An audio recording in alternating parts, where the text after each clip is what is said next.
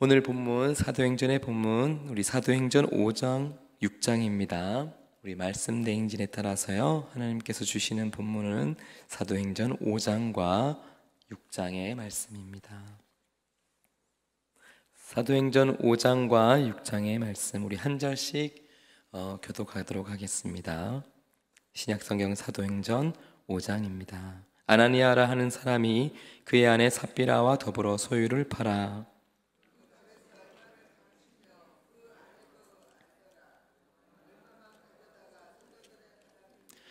베드로가 이르되 아나니아야 어찌하여 사탄이 내 마음에 가득하여 내가 성령을 속이고 땅값 얼마를 감추었느냐.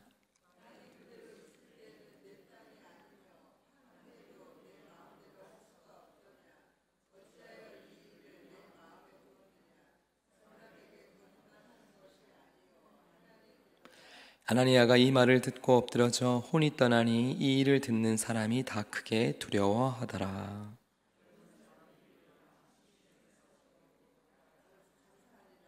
3시간쯤 지나 그의 아내가 그 일어난 일을 알지 못하고 들어오니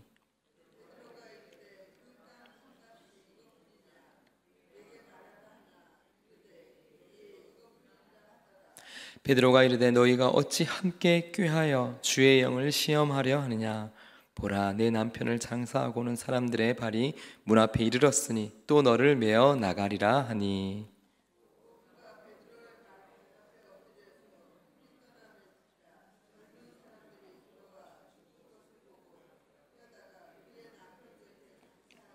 온 교회와 이 일을 듣는 사람들이 다 크게 두려워하니라.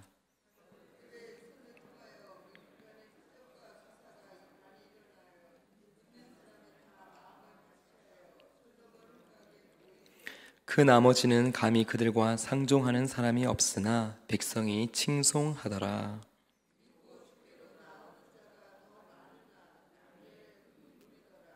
심지어 병든 사람을 메고 거리에 나가 침대와 요 위에 누이고 베드로가 지날 때 혹 그의 그림자라도 누구에게 덮일까 바라고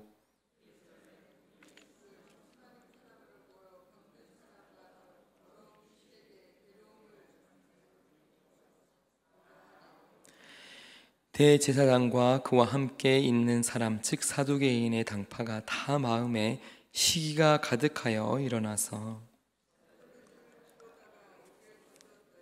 주의 사자가 밤에 옥문을 열고 끌어내어 이르되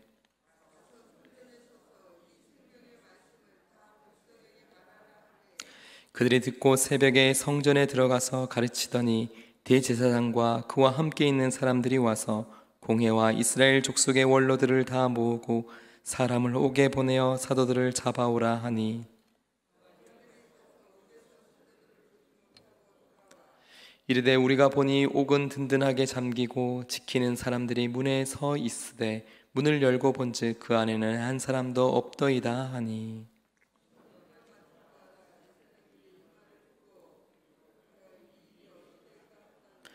사람이 와서 알리되 보소서 옥에 가두었던 사람들이 성전에 서서 백성을 가르치더이다 하니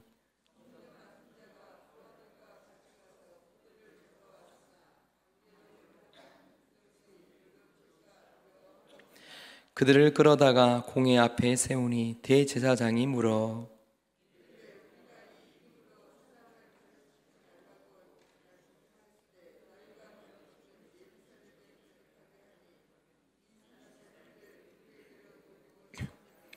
베드로와 사도들이 대답하여 이르되 사람보다 하나님께 순종하는 것이 마땅하니라.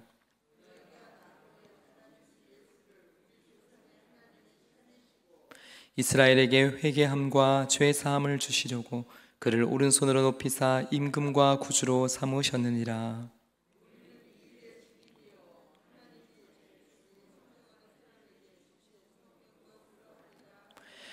그들이 듣고 크게 노하여 사도들을 없이 하고자 할세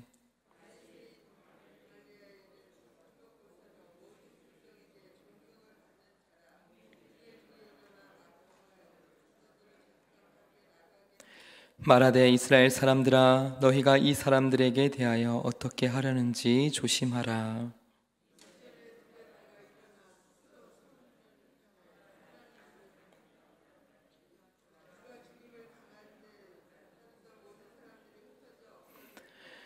그 후 호적할 때 갈릴리의 유다가 일어나 백성을 꾀어 따르게 하다가 그도 망한즉 따르던 모든 사람들이 흩어졌느니라.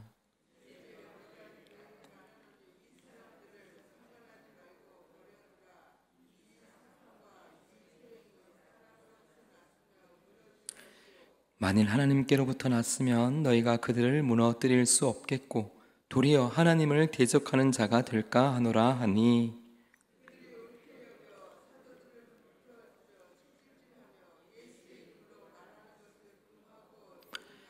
사도들은 그 이름을 위하여 능욕받는 일에 합당한 자로 여기심을 기뻐하면서 공의 앞을 떠나니라.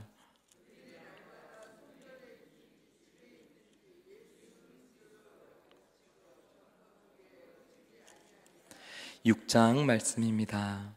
그때 제자가 더 많아졌는데 헬라파 유대인들이 자기의 과부들이 매일의 구제에 빠짐으로 히브리파 사람을 원망하니,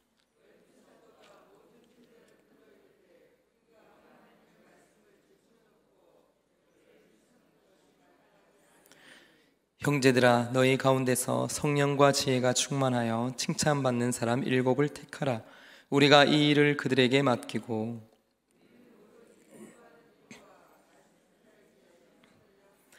온 무리가 이 말을 기뻐하여 믿음과 성령이 충만한 사람 스데반과 또 빌립과 브로고로와 니가노로와 디몬과 바메나와 유대교에 입교했던 안디옥 사람 니골라를 택하여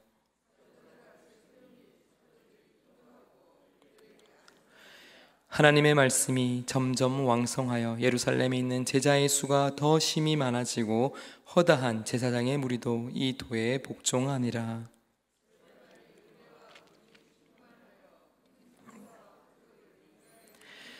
이른바 자유민들 즉 구레네인, 알렉산드리아인, 길리기아인과 아시아에서 온 사람들의 회당에서 어떤 자들이 일어나 스데반과 더불어 논쟁할세.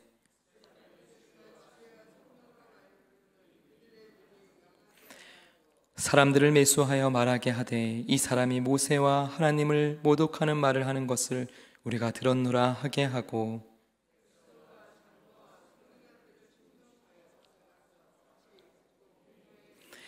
거짓 증인들을 세우니 이르되 이 사람이 이 거룩한 곳과 율법을 거슬러 말하기를 마지 아니하는도다.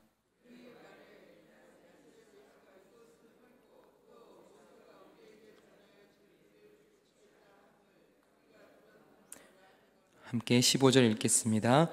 공회 중에 앉은 사람들이 다 스데반을 주목하여 보니 그의 얼굴이 천사의 얼굴과 같더라. 아멘. 오늘도 주님의 은총과 평화가 성도님들의 가정과 일터 위에 함께 하시기를 기도합니다.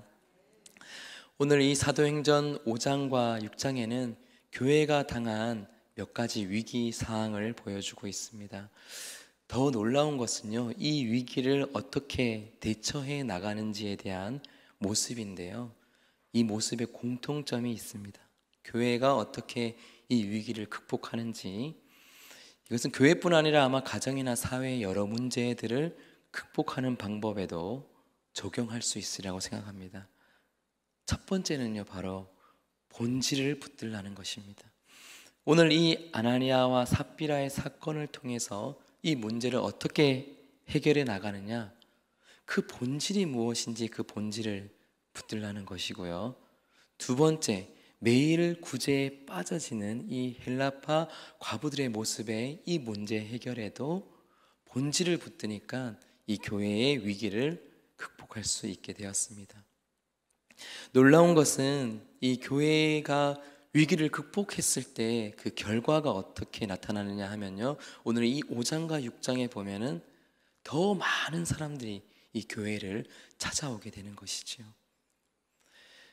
위기가 없는 교회, 또 이런 갈등이나 또 어려움이 없는 교회는 아마 없을 것입니다. 중요한 것은 그런 어려움과 위기 상황에서 교회가 사탄의 시험에 빠지지 않고 이것을 잘 풀어가고 또 본질을 붙들고 해결해 나갈 때 믿는 사람의 수가 더해지고 더 성장하고 성숙하는 교회로 나가게 된다. 이렇게 오늘 이 5장과 6장의 말씀을 이야기 드리고 싶습니다. 자, 그렇다면 우리 먼저 이 5장 1절에서부터 나오는 아나니아와 삽비라의 이야기입니다. 2절에서 4절 말씀입니다. 그 값에서 얼마를 감춤해 그 아내도 알더라. 얼마만 가져다가 사도들의 발 앞에 두니 베드로가 이르되 아나니아여 어찌하여 사탄이 내 마음에 가득하여 내가 성령을 속이고 땅값 얼마를 감추었느냐. 땅이 그대로 있을 때에는 내 땅이 아니며 판 후에도 내 마음대로 할 수가 없더냐. 어찌하여 이 일을 내 마음에 두었느냐. 사람에게 거짓말하는 것이 아니요 하나님께로다. 아멘. 이 본문에서 이 문제가 발생했던 것이 무엇입니까? 그것은 앞서서 4장 본문에서 힌트가 있습니다. 우리 4장 마지막 말미에 보시면 4장 32절에 보시면 믿는 무리가 다 성령의 공동체가 되었을 때 나타나는 일이 물건을 서로 통용하고 자기 재물을 조금도 자기의 것이라 하는 이가 없었습니다. 그러니까 더 놀라운 말씀이 34절에 보시면 초대교회 예루살렘 교회는 그래서 가난한 사람이 없었다라고 이야기를 해주고 있습니다. 초대교회의 모습은 오늘날 우리와 같은 형태의 모습은 아니었습니다. 그때는 다 가정교회의 모습으로 있었거든요. 그러고 보면 이 가난한 가정이 없었다는 것입니다. 모두가 다 각 가정별로 예수를 믿고 성령을 받고 자기 가정에 있는 모든 소유들을 다 내어놓아서요, 초대교회에는 모두가 다 함께 행복하고 아름답고 이런 모습의 가정의 모습으로 회복되었음을 볼 수 있었던 것이죠. 아마 이 아나니아와 삽비라도 그 성령 받은 모습을 흉내내고 싶었나 봅니다. 이게 이기심이 성령의 임재 가운데서 그 탐욕과 이기심이 다 사라지고 이 자발적으로 내어놓는 모습과는 달리 이 아나니아와 삽비라는 그런 모습이 아니었던 것이죠. 그래서 이 3절과 4절 말씀에 보시면요, 사탄이 그 마음 가운데 가득하였고 그들은 결국은 성령을 속이고 4절의 마지막에 있는 것처럼 사람에게 거짓말한 것이 아니라 바로 하나님께 거짓말함으로써 정말 가장 큰 죄가 무엇인지를 보여주고 드러내었습니다. 결론적으로요, 이 11절 말씀에 온 교회와 이 일을 듣는 사람들이 다 크게 두려워했다라는 것을 볼 때에 이들의 이 문제는 바로 하나님을 경외하는 그 경외심의 문제였습니다. 결국 이 문제를 해결하였을 때 교회는 다시금 하나님을 경외하는 공동체가 되었다는 것이죠. 왜 이렇게 이야기할 수 있느냐 하면요, 우리 3절에 베드로가 지적한 대로 아나니아가 사단에게 마음을 빼앗기고 또 성령을 속이고 이것을 실제 행동으로 옮기는 이것은 사실 짧은 시간에 단시간에 일어난 일은 아니었습니다. 성령을 속이는 일도 마찬가지였는데요, 우리가 앞서서 2장부터 4장까지 오면서 계속 성령님을 통하여서 표적과 기사가 이 초대교회와 예루살렘에 얼마나 일어났는지를 계속해서 보여주고 있거든요. 그런데 그 가운데서 성령님의 강하고 놀라운 역사가 일어나고 있는 가운데 그들이 이렇게 탐욕과 이 사탄의 속임에 빠져 넘어갔다는 것, 그것을 볼 때 성령께서는 분명히 아나니아와 삽비라에게 수많은 경고와 돌이킬 수 있는 여러 기회들을 주셨음에도 불구하고 그들에게는 하나님을 향한 이 경외심이 없었고 무엇보다도 영적인 하나님을 속일 수 있다는 영적인 무지와 영적 교만으로 인해서 이런 큰 죄를 저지르게 되었다는 것입니다. 오늘날 교회도 마찬가지인데요, 오늘날 교회를 무너뜨리고 교회의 위기를 갖게 하는 것이 무엇인가? 외부에서 오는 적들도 있겠지만요, 사실은 내부에 있는 적이 더 크고 위험할 것입니다. 이 내부의 적, 내부의 위기는 어떻게 찾아옵니까? 하나님을 향한 경외심이 사라지고 하나님을 속일 수 있다는 영적 무지와 영적 교만함이 바로 그러한 사람들을 통하여서 교회가 위기에 빠지고 어려움에 빠진다는 사실입니다. 이 문제들을 해결하는 교회의 모습을 통해서 또 한 가지 깨닫는 것은, 아무리 은혜로운 교회라 할지라도 문제가 있을 때 그 문제를 그저 덮고 가는 것이 아니라요, 그 문제를 바로 기도하면서 성령 안에서 해결하고 간다는 사실입니다. 그 모습들을 반드시 보여주고 있는 것이지요. 아나니아의 죽은 후 또 3시간 후에 삽비라가 들어와서 8절과 9절에 보시는 대로 베드로가 다시 한 번 더 기회를 주지요. 내게 말하라, 정말 이것뿐이냐 했을 때 놀랍게도 이 삽비라는 아무런 망설임 없이 네, 그것이 전부입니다 라고 말을 합니다. 그러면서 이 베드로가 9절을 통해서 말씀하고 있는 것이 무엇입니까? 어찌 함께 꾀하여서 주의 영을 시험하느냐라고 말씀하고 있습니다. 왜 하나님을 속이느냐, 왜 하나님을 속일 수 있다고 생각하느냐, 이렇게 묻고 있는 것이죠. 왜 아나니아와 삽비라는 하나님을 속일 수 있다고, 또 그들은 이렇게 행동할 수 있었을까요? 그들은 아마 하나님의 오래 참으심과 또 하나님의 이 자비와 은혜에 대해서 오해했던 것 같습니다. 당장 어떤 일을 했을 때 하나님이 즉각적인 어떤 심판이나 이런 것이 보이지 않는 모습을 보고, 아, 하나님도 그냥 묵인해 주시는구나, 어쩌면 이렇게 생각했는지도 모릅니다. 그 안에서 그들은 습관적으로 이 죄를 반복해 왔던 것이지요. 오늘 이 아나니아와 삽비라의 사건을 정리하면서 교회를 위협하는 더 큰 위기로 빠뜨리는 그것은 바로 하나님을 경외하는 것, 하나님을 경홀히 여길 때 바로 이러한 일들이 일어난다는 것을 기억하시면서요, 우리 믿음의 공동체가, 동순교회가 하나님을 경외하는 믿음의 공동체가 되기를 간절히 소망합니다. 11절의 이 결론처럼 결론의 말씀이죠. 모두가 다 크게 두려워하였다. 다시금 두 사람이 죽은 것은 정말 이 공동체에 있어서는 아프고 두렵고 슬픔의 사건이었지만, 이들의 이 일들을 통하여서 다시금 하나님을 경외하는 거룩한 공동체가 되었음을 보여주고 있습니다. 12절과 16절은 이 위기를 극복한 교회, 이것이 어떻게 사회적으로 이제 영향을 끼치는지를 보여주고 있습니다. 13절의 말씀입니다. 우리 13절 말씀 함께 읽겠습니다. 시작. 감히 그들과 상종하는 사람이 없으나 백성이 칭송하더라. 거기죠. 백성이 칭송하였더라.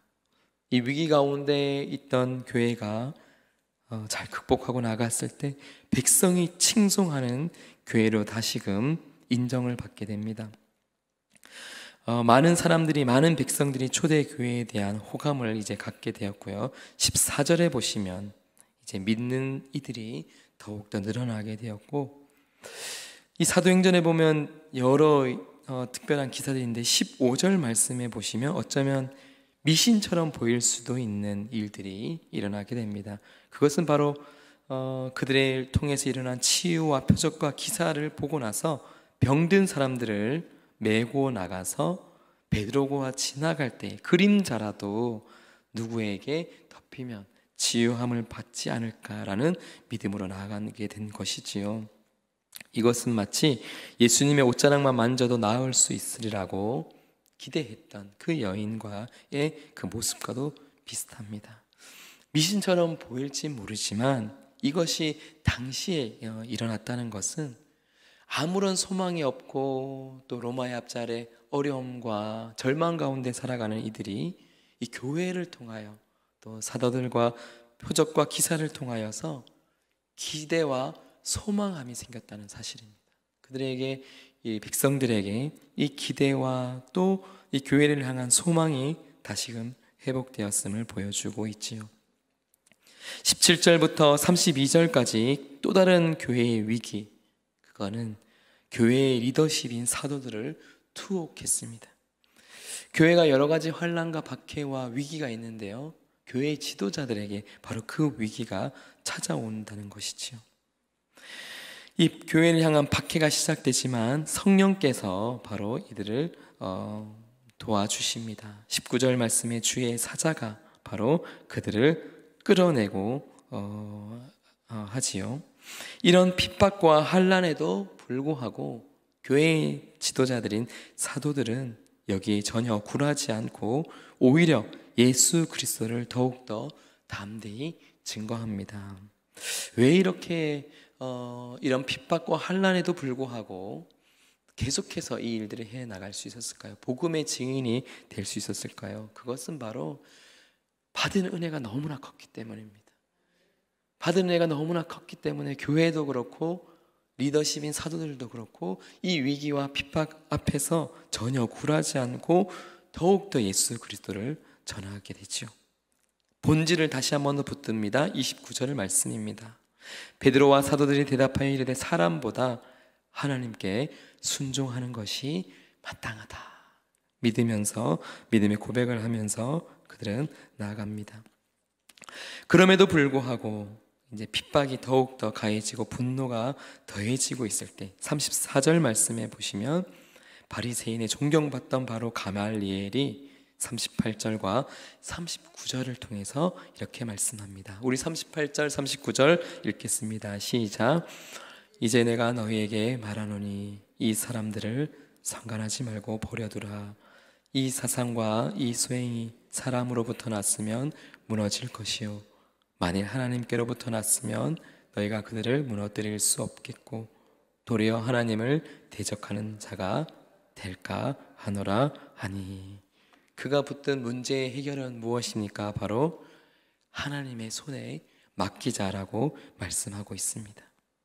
인간의 힘과 능력으로 이것을 막아서는 것이 아니라 모든 되어진 일들을 바라볼 때 이 일이 사람의 일인지 또 하나님의 일인지 하나님의 손에 맡기자 말하면서요, 오히려 이것이 만일 하나님의 일이라면은 우리가 하나님을 대적하는 자가 될까 두려워하자, 이렇게 결론적으로 말씀하고 있습니다.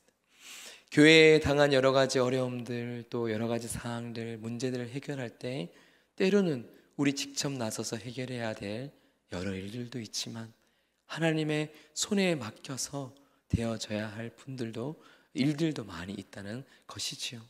사람의 힘으로는 그 원동력의 그 힘을 언젠가는 잃고 말 것입니다.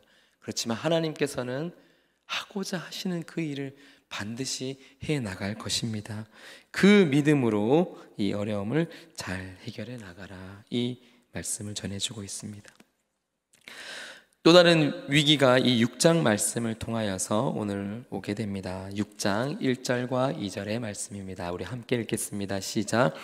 그때의 제자가 더 많아졌는데 헬라파 유대인들이 자기의 가부들이 매일의 구제에 빠짐으로 히브리파 사람을 원망하니 12사도가 모든 제자를 불러 이르되 우리가 하나님의 말씀을 제쳐놓고 접대를 일삼는 것이 마땅하지 아니하니.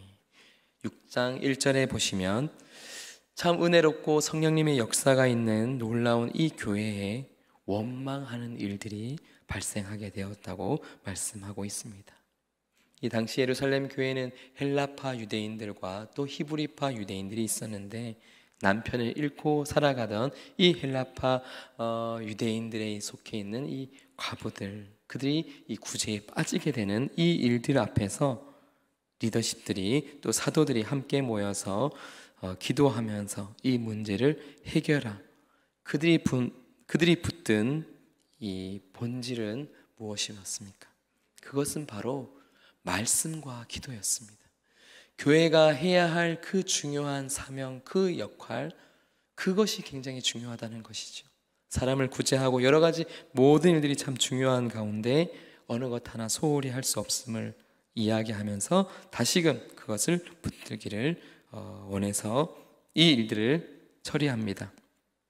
5절과 6절 말씀해 보시면 바로 이 위기 앞에서 이 문제를 전임하도록 권한을 이제 집사님들에게 베푸는 그런 일들이 일어나게 되죠. 온 무리가 이 말을 기뻐하여 믿음과 성령이 충만한 사람 스데반과 또 빌립과 브로고로와 니가노르와 디몬과 바메나와 유대교에 입교했던 안디옥 사람 니골라, 정말 다양한 여러 사람들에게 이 일들을 맡기게 됩니다. 그 결과 사도들은 말씀과 기도에 전념할 수 있게 되었고요. 예루살렘 교회는 더욱더 성령 충만을 통하여서 많은 사람들에게 복음을 증거할 수 있게 되었습니다. 바로 7절 말씀을 통해서 나타나는 것이죠. 교회가 위기를 극복해 나갔을 때 오히려 그 안에 놀라운 성령님의 역사가 놀랍도록 이루어진다. 그 놀라운 결과가 바로 나타납니다. 오늘 이 본문 6장 마지막 8절부터 15절은 스데반에 대한 소개로 마무리하고 있습니다. 8절과 9절 말씀입니다. 함께 읽겠습니다. 시작. 스데반이 은혜와 권능이 충만하여 큰 기사와 표적을 민간에 행하니 이른바 자유민들 즉 구레네인 알렉산드리아인 길리기아와 아시아에서 온 사람들의 회당에서 어떤 자들이 일어나 스데반과 더불어 논쟁할세. 참 이 스데반의 기사가 굉장히 중요한 것은 이전에는 사도들에게 집중되었던 놀라운 표적과 기사가 이제는 이 스데반 통하여서도 일어났다.